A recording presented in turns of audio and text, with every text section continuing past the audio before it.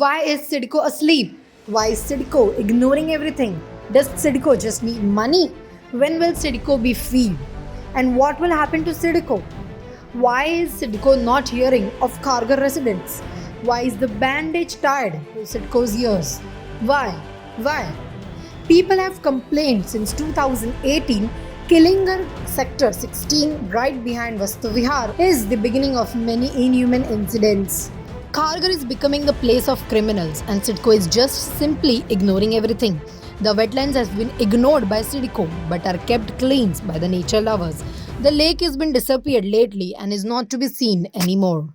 खारघर में आए दिन अभी आप लोग देख रहे होंगे कुछ महीनों से नहीं, आई थिंक 2 से 3 साल से खारघर में आज पॉल्यूशन की समस्या बढ़ रही है। एक समय ऐसा था जब खारघर नवी मुंबई का सबसे अच्छा शहर हुआ करता था। आखिर इसके पीछे कारण क्या है? MIDC, तलोजा या फिर वहां पर जो डंपिंग हो रही है, ऐसे कई फैक्टर। आज इसी मुद्दे पे बात करने के लिए आज हमारे साथ सीमा टैंक जी हैं और उनके हस्बैंड उमेश टैंक जी हैं, और जो कई सालों से एनिमल एक्टिविस्ट भी हैं और सोशल एक्टिविस्ट भी हैं, जो अलग अलग मुद्दे पे ट्वीट करती हैं, लेटर लिखती हैं कि जहाँ पर भी गार्बेज जैसी समस्या आती है। सीमा टैंक जी, उमेश जी, आपका स्वागत है द पब्लिक न्यूज़ 24 में। रिसेंटली आपने एक ट्वीट किया और खारघर में कहीं डंपिंग हो रही थी, क्या था मामला? एक्चुअली शाम के टाइम पे हम लोग मेरे हस्बैंड कहीं जा रहे थे और हमने कुछ ट्रक को देखा खाड़ी की साइड में जाते हुए, सेक्टर 16 की पीछे के खाड़ी के भाग पे जाते हुए।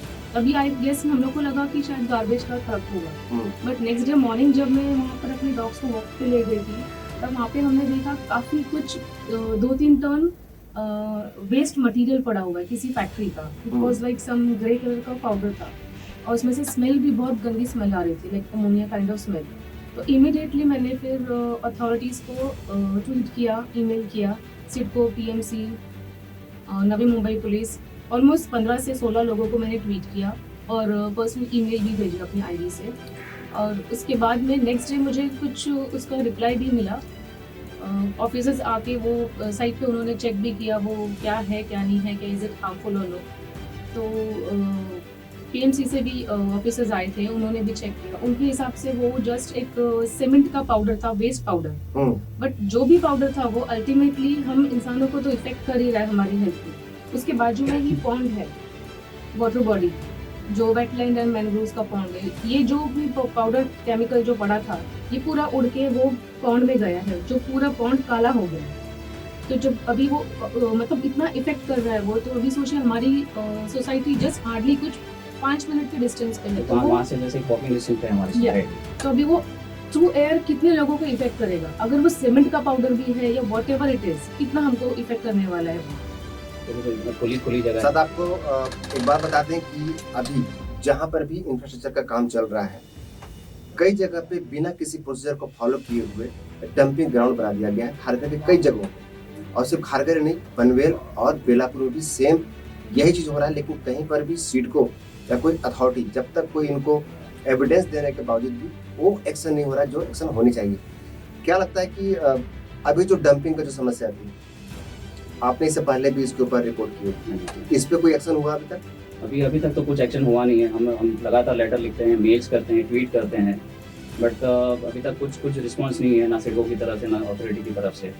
जैसे रिसेंटली ये एपिसोड जो 2 दिन पहले का हुआ है, वो एपिसोड में की वजह से अभी वो आए हैं, बिकॉज उनको भी थोड़ा कहीं ना कहीं डर था वो कि अगर ये हजार्डस केमिकल है या कुछ रेस्पिरेटरी डिजीज अगर फैल गई इसमें, तो ये बड़ा चक्कर हो सकता है इस चीज़ को लेकर।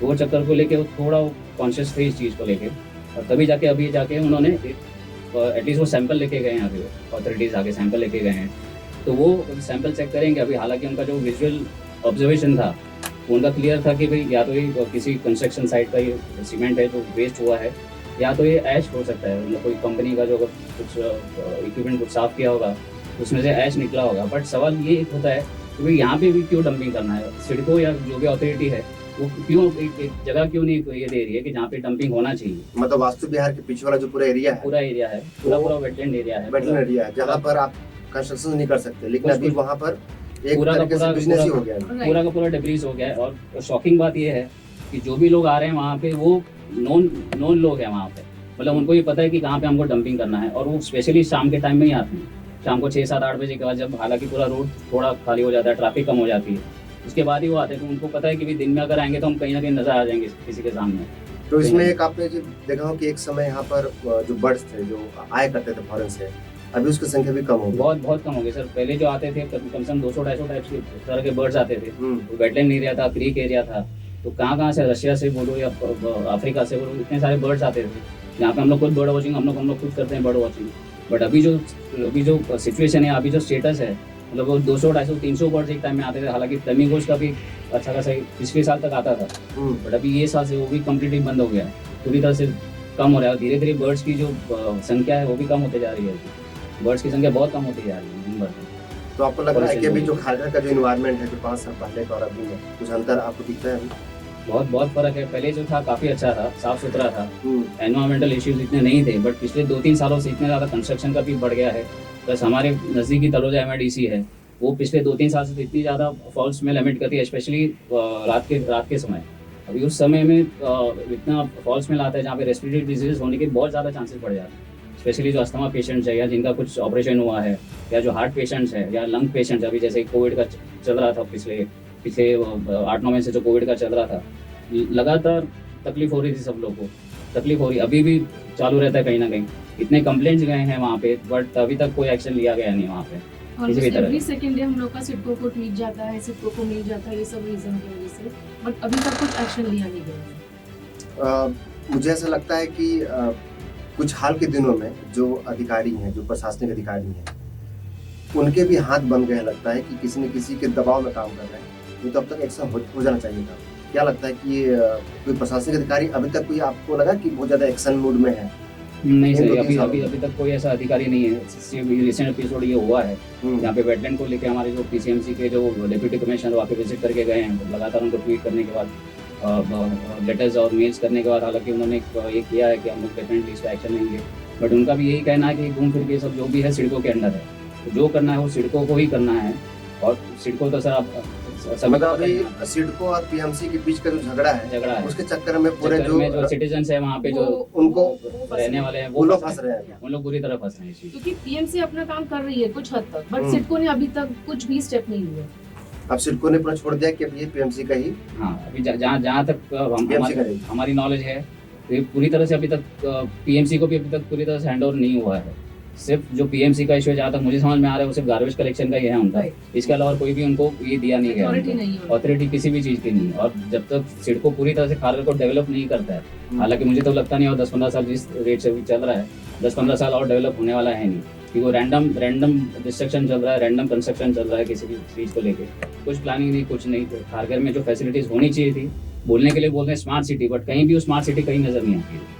तो मतलब अभी तो जब सिडको और PMC की लड़ाई में पनवेल से लेकर और खारघर, ये जो पूरा एरिया है, यदि आप किसी भी कॉर्पोरेटर से बात करेंगे तो बोलेंगे कि ये सिडको से बात करेंगे नहीं, हमने तो PMC को हैंड ओवर कर दिया। तो इसमें जो बीच के जो लोग हैं, जो रहने वाले लोग, वो क्या करें? वो एक बड़ा इशू है।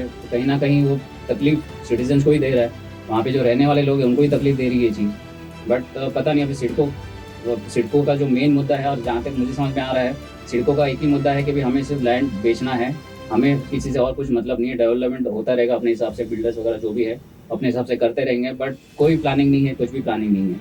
सेंट्रल पार्क इतना बड़ा बनाया है, बट वो मेंटेनेंस के हिसाब से देखो तो अंदर कुछ भी नहीं है सेंट्रल पार्क के अंदर। आने वाले समय में इन्वायरमेंट के, यदि मैं इन्वायरमेंट देखूँ, जो उसका एयर पॉल्यूशन जो है, एयर पॉल्यूशन यदि आप चेक करेंगे खारघर और आसपास के एरिया में, तो शायद आप यहाँ पर आपने एक्चुअल रिपोर्ट देखा तो आप बता नहीं पाएंगे। ब्रोंकाइटिस और ये जो अस्थमा के पेशेंट हैं, जो बच्चे हैं, इनकी जो पेशेंट की जो संख्या है, वो हाल के दिनों में बहुत ज़्यादा बढ़ गई। लेकिन कोई भी अधिकारी या कोई भी प्रशासनिक या इवन राजनीतिक दल भी इसके ऊपर ज़्यादा बात नहीं कर रहे हैं। शायद अब समय आ गया है, जो वहाँ पर रहने वाले लोग हैं, जैसे आप लोग हैं जो सोशल एक्टिविस्ट हैं, अब आपको सामने आना पड़ेगा, अपनी वॉइस को रेज करनी पड़ेगी। आपके हिसाब से समस्या का सोल्यूशन क्या है? मेजर सोल्यूशन है एक तो सबसे पहले यूनिटी होनी चाहिए, जो ऑनेस्टली नहीं है इतनी यूनिटी। तो सबका एक ही है कि भाई मेरा घर साफ है, मेरी रुकना काफ़ी है, बाहर क्या हो रहा है मुझे उससे मतलब नहीं है। बट आप मानो नहीं मानो, ये आगे चल के आप लोग को भी तकलीफ देगी, किसी न किसी रूप में आपको तकलीफ देने वाली है। आज नहीं तो कल, नहीं तो परसों बड़ी तकलीफ देगी। अगर आप जागरूक नहीं होंगे इस चीज़ को लेकर, आपको आगे चल के बहुत बड़ी तकलीफ होगी। शिवा जी, आप बताइए, आप एक एनिमल एक्टिविस्ट भी हैं, तो आप करती क्या है अभी एनिमल के प्रिजर्वेशन पे, या फिर एनिमल के जो सेफ्टी है, आपका एक्सपीरियंस क्या रहा है अभी कितने सालों? देखिए, मैं एक्चुअली जो स्ट्रे एनिमल्स हैं उनको रेस्क्यू करने के लिए, उन पर कुछ क्रूअल्टी होता है उनको हैंडल करने के लिए फिलहाल तो मेरा वही काम चल रहा है। और रही बात मेरे जो स्ट्रे डॉग्स हैं खारघर के, उनके जो साल के जो रेबीज ड्राइव होते हैं उनको वैक्सीनेशन करना है, और उनकी सेफ्टी के लिए जो भी कर सकते हैं वो हम कर रहे हैं हमारी तरफ से। मैं और मेरी टीम, मेरी कुछ वॉलंटियर्स और भी हैं मेरे एनिमल एक्टिविस्ट, हम सब मिलकर ये काम करते हैं और खारघर स्ट्रे डॉग। और रही बात क्रूअल्टी केसेस के लिए है, वो मैं ऑल ओवर नवी मुंबई के एनिमल एक्टिविस्ट को गाइड करती हूँ। जहाँ हो सकता है हम खुद प्रेजेंट होते हैं पुलिस स्टेशन में केसेस हैंडल करने के लिए, और जहाँ नहीं हो पाता वहाँ पे एटलीस्ट हम उनको गाइड करते हैं कि आप नेट के थ्रू जाके जो भी रूल्स एंड रेगुलेशंस है, जो भी गाइडलाइंस है वो फॉलो करके आप प्लीज उनको हेल्प कीजिए। तो अभी तक है इस साल में कितने ऐसे केसेस हुए? केसेस अभी देखा जाए तो सर एवरी सेकंड डे कुछ ना कुछ प्रॉब्लम आ रही है, हर एक फीडर को प्रॉब्लम आ रही है, हर एक फीडर को। लाइक सोसाइटी को आई डोंट नो क्या प्रॉब्लम है फीडर से, वो ये नहीं सोचते कि फीडर अपना टाइम निकाल रहा है, अपने जेब से पैसे निकाल रहा है, अपनी एनर्जी डाल रहा है और स्ट्रे डॉग को फीड कर रहा है। तो इसमें सोसाइटी को प्रॉब्लम क्यों होना चाहिए? उल्टा उनको ये सोचना चाहिए कि जो जानवर वहाँ पर है भूखा, उसे उसका पेट भर रहा है।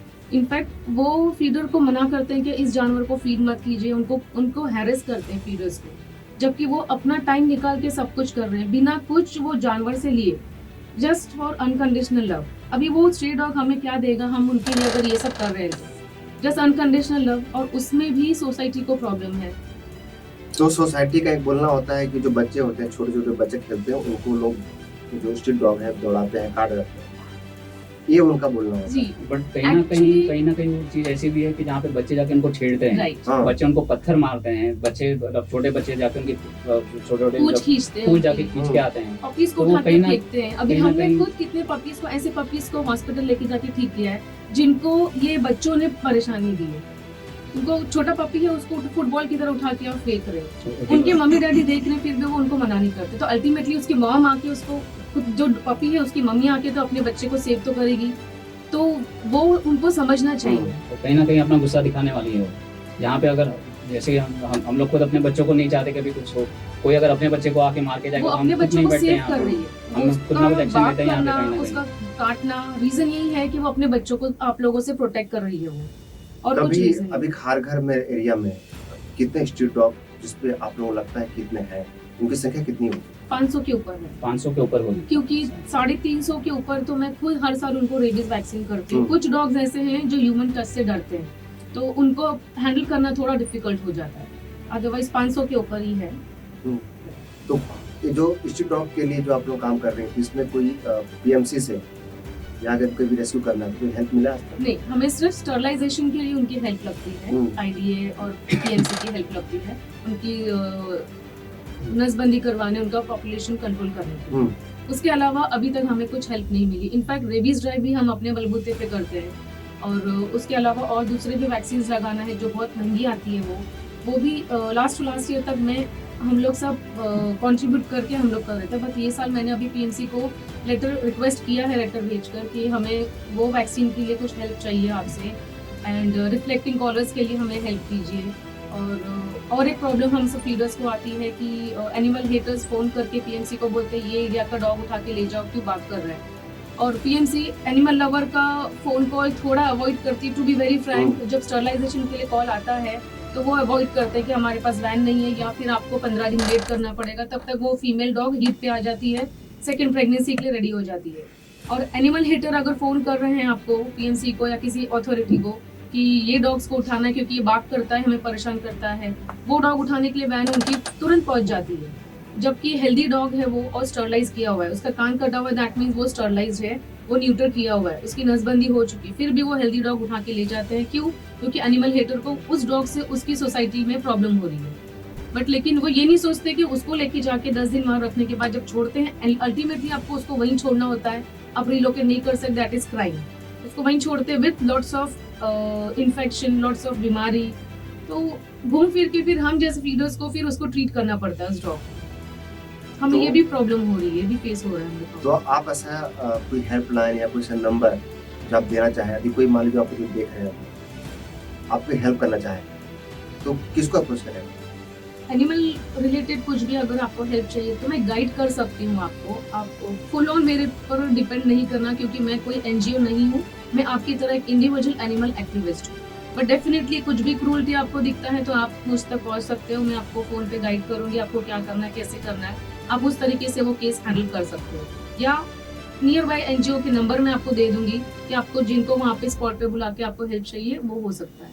आप मुझे कांटेक्ट एनी टाइम कर सकते हो। मेरा फोन नंबर है 8104082349। यहाँ पे एक और चीज या- ऐड करना चाहूंगा मैं जी कि जहाँ पे लोग अगर कांटेक्ट करके सिर्फ ये एक्सपेक्ट नहीं कीजिए कि भी वो तुरंत पहुंच जाएगी या उनकी टीम पहुंच जाएगी। राइट, जरूरी ये है कि आप लोग कुछ सीखे इसमें से, क्योंकि हर इंडिविजुअल अगर इस लेवल पे अगर काम करेगा तो डॉग्स का प्रॉब्लम 99.9% सॉल्व हो जाएगा, ये गारंटी है। लेकिन हर इंडिविजुअल को इस पे आके काम करना पड़ेगा। आप ना कोई एनजीओ पे डिपेंड रहे, हाँ जहाँ पे आपको एनजीओ की जरूरत है, जहाँ पे कुछ केस का इन्वॉल्वमेंट है, या जहाँ पे आपको स्टरलाइजेशन है, वहाँ पे आपको एनजीओ को कांटेक्ट करना पड़ेगा, या तो आप वहाँ पे जो लोकल अथॉरिटी है जो स्टरलाइजेशन वगैरह जो करती है आपको उनको कांटेक्ट करना पड़ेगा। बट फाइनल कॉल आपको ही लेना पड़ेगा, आप किसी पे डिपेंडेंट रह नहीं सकते। बिकॉज एक इंसान कितना हेल्प करेगा, किस हद तक हेल्प करेगा, कहाँ तक भागेगा वो। तो बेटर है कि आप ग्राउंड लेवल पे आके आप खुद हेल्प करें। आप फोन लेके आप रेफरेंस ले सकते हैं, फोन लेके आप हेल्प ले सकते हैं, आपको गाइडेंस भी मिलेगा, हर चीज़ के लिए गाइडेंस मिलेगा। बट फाइनल आपको नीचे उतरना ही पड़ेगा आपको उस चीज़ में। तो आपको एनवायरनमेंट और अभी एनिमल क्रूरल्टी का कहीं पर भी ऐसा कुछ लगता है, यहाँ पर ऐसा दिक्कत आ रही है या फिर कोई पॉल्यूशन की वजह से किसी को समस्या हो रही है, आप हमें हमारे नीचे दिए हुए व्हाट्सएप नंबर पर हमें वीडियो भेज सकते हैं, हमें ट्वीट कर सकते हैं, हमें मैसेज कर सकते हैं, मेल कर सकते हैं। हम आपकी जो समस्या है, आपकी जो प्रॉब्लम है, उनको प्रशासनिक स्तर पर पहुँचाएंगे। लेकिन एक बात यहाँ पर ध्यान देने की बात है, पॉल्यूशन की वजह से कई लोग आज हॉस्पिटलाइज हो रहे हैं, लेकिन उसमें बहुत ही कम ऐसे लोग हैं जो सामने आ रहे हैं।